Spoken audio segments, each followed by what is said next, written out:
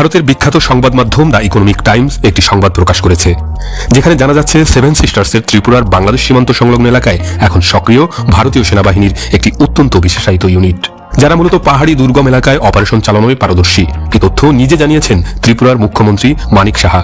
এরপর সেই সংবাদে একটি বিষয়কে খুব গুরুত্ব দেওয়া হয়েছে।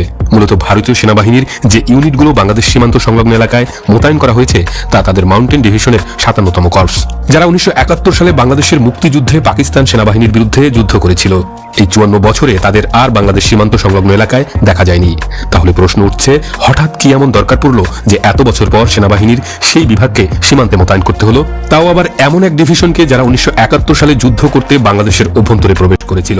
ভারতীয় পক্ষ থেকে খুব সূক্ষ্মভাবে এই ডিভিশন মোতায়েনের খবর বাতাসে ভাসিয়ে দেওয়া হচ্ছে।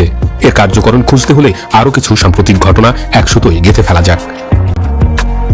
বিবিসি বলছে, গত মাসেই বাংলাদেশের উত্তর পূর্ব সীমানার মাথার কাছে দুটি বিশেষায়িত সেনাঘাঁটি স্থাপন করেছে ভারত।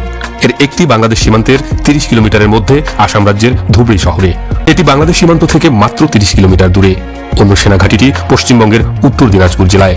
চিকেন নেকের এত কাছে ভারতীয় সেনাবাহিনীর এই দুটি ঘাঁটি স্থাপন অত্যন্ত তাৎপর্যপূর্ণ ঘটনা। কেন এটিকে গুরুত্বপূর্ণ হিসেবে দেখতে হবে তার উত্তর পাওয়া যাবে মানচিত্রে। ভারত যে দুই জায়গায় নতুন সেনাঘাঁটি স্থাপন করেছে তা মূলত বাংলাদেশের রংপুর অঞ্চলকে কেন্দ্র করে। রংপুর হয়েই শিলিগুড়ি করিডোর বা চিকেন নেকের ঠিক পাশেই পঞ্চগড়ের তেঁতুলিয়া পর্যন্ত যাওয়া যায়। ম্যাপ ভালো করে দেখলে বোঝা যায় রংপুর অঞ্চলকে দুই পাশ থেকে চাপে রাখতে পারবে ভারতীয় সব সেনাঘাঁটি। সামরিক কৌশলে যারা সামান্যতম জ্ঞান রাখেন তারা নিশ্চয়ই বুঝতে পারছেন এসব সেনাঘাঁটি তৈরির পেছনের উদ্দেশ্য কি। এসব ঘাঁটিতে যে ধরনের ইউনিট মোতায়েন করা হয়েছে তাও বিশেষভাবে উল্লেখযোগ্য। জানা যাচ্ছে এই স্টেশনে ভারতীয় সেনাবাহিনীর একটি বিশেষায়িত ইউনিট প্যারা এসএফ সহ প্রায় 1500 সেনা সদস্য থাকবেন। সংশ্লিষ্ট একটি সূত্র জানাচ্ছে, এই স্টেশনে যে কোনো ঘটনায় দ্রুত প্রতিক্রিয়া, নজরদারি এবং উচ্চ প্রভাবযুক্ত ট্যাকটিক্যাল অভিযানের ক্ষেত্রে গুরুত্বপূর্ণ ভূমিকা পালন করবে। ভারতীয় সেনাবাহিনীর প্যারা এসএফ মূলত কমান্ডো ইউনিট হিসেবে পরিচিত, যারা সবসময় যে কোনো ধরনের অভিযানের জন্য প্রস্তুত থাকে। বিশ্বের সব সেনাবাহিনীতে কমান্ডো প্রশিক্ষণ দেওয়া হয় মূলত জরুরি প্রয়োজনে যে কোনো অবস্থায় অভিযান পরিচালনা করে সফল হওয়ার জন্য। স্পর্শকাতর অঞ্চল এবং সময়ে প্রয়োজনে শত্রু ভূখণ্ডের ভেতরেও অভিযান চালায় কমান্ডোরা। প্রশ্ন উঠেছে, হঠাৎ কি এমন প্রয়োজন পড়ল যে ভারত বাংলাদেশ সীমান্তের খুব কাছে সেনাঘাঁটি তৈরি করে সেখানে কমান্ডো মোতায়েন করল?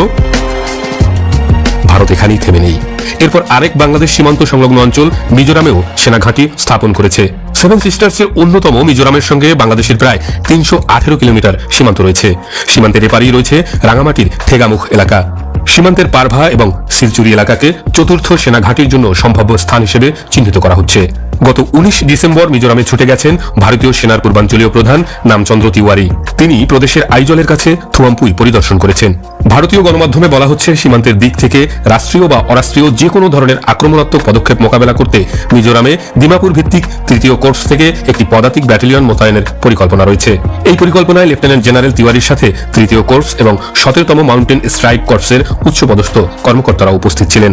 তারা আসাম রাইফেলস এবং বিএসএফ এর কর্মকর্তাদের সাথে সীমান্ত পরিস্থিতি নিয়ে আলোচনা করেছেন।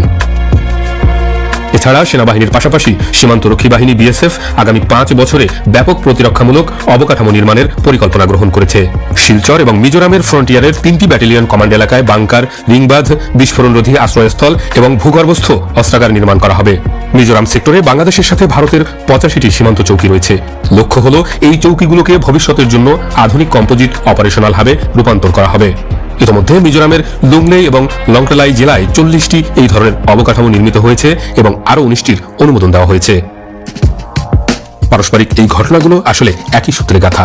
চিকেন নেকের একপাশে ভারতীয় কমান্ডোদের আনা হচ্ছে, আরেক পাশে মোতায়েন করা হচ্ছে পাহাড়ি এবং জলযুদ্ধে পারদর্শী মাউন্টেন ডিভিশনকে। খুবই সুনির্দিষ্ট পরিকল্পনা নিয়ে এগোচ্ছে ভারত। পরিস্থিতি বিশ্লেষণ করলে এটি পরিষ্কার যে সম্ভবত ভবিষ্যতের কোনো বড় সংঘাতের আশঙ্কাকে মাথায় রেখেই ভারত এসব সামরিক কার্যকলাপ পরিচালনা করছে। চিকেন নেক ভারতের জন্য অত্যন্ত গুরুত্বপূর্ণ, কারণ শিলিগুড়ি সংলগ্ন এই 22 কিলোমিটার এলাকা হাতছাড়া হয়ে গেলে ভারতকে হারাতে হবে গোটা উত্তর পূর্বাঞ্চল। ভারত এতটাই গুরুত্ব দিয়ে পর্যবেক্ষণ করছে এই অঞ্চলের পরিস্থিতি যে S-400 মতো কৌশলগত আকাশ প্রতিরক্ষা মিসাইলও মোতায়েন করা হয়েছে। জলপাইগুড়ির হাসিমারা বিমান ঘাঁটিতে সুখোই ফাইটারের পাশাপাশি এনে রাখা হয়েছে রাফাল যুদ্ধ বিমানকেও। এমনকি আত্মঘাতী কামিকাজের ড্রোনেরও খবর পাওয়া যাচ্ছে সীমান্তের ওপার থেকে। এমন অবস্থায় বাংলাদেশের কি প্রস্তুতি তা নিয়ে প্রশ্ন উঠছে। সার্বভৌমত্ব রক্ষায় মুখে ছাড় না দেওয়ার কথা বললেও মাঠ পর্যায়ে প্রস্তুতি কি তা এখন ভেবে দেখার সময় এসেছে। ভারতের এমন প্রস্তুতি মাথায় রেখে যে কোনো পরিস্থিতি মোকাবেলায় বাংলাদেশকে পরিকল্পনা সাজাতে হবে যত দ্রুত সম্ভব। সামরিক পরিভাষায় ছোট দেশ বড় দেশ বলে আসলে কিছু নেই। আক্রান্ত হলে আত্মরক্ষার অধিকার আছে বিশ্বের সব দেশের। স্বাধীন দেশের ভূখণ্ডে হামলা হলে পাল্টা প্রতিরোধ যে কোনো দেশের অধিকার। নদী খাল বিধৌত বাংলাদেশকে বলা হয় ডিফেন্ডার্স প্যারাডাইস। এই দেশের ভৌগোলিক পরিবেশ বহিঃশত্রুদের জন্য অনুকূল নয়। এটি হাড়ে হাড়ে টের পেয়েছিল 1971 সালে পাকিস্তান সেনাবাহিনী। এমনকি সে সময় পাকিস্তান সেনাবাহিনীর বিরুদ্ধে মে জুন মাসে ভারতীয় প্রধানমন্ত্রী ইন্দিরা গান্ধী সেনাবাহিনী প্রধান শ্যাম মানেকশকে বললেও তিনি তখন অভিযানে রাজি হননি। প্রতিরক্ষার ক্ষেত্রে বাংলাদেশ প্রকৃতির অবারিত আশীর্বাদ ধন্য এমনিতেও। এবার সময় এসেছে সামরিকভাবেও শক্তিশালী হয়ে উঠবার। কারো উপর আক্রমণ নয়, কিন্তু আক্রান্ত হলে যাতে শক্ত প্রতিরোধ গড়ে তোলা যায়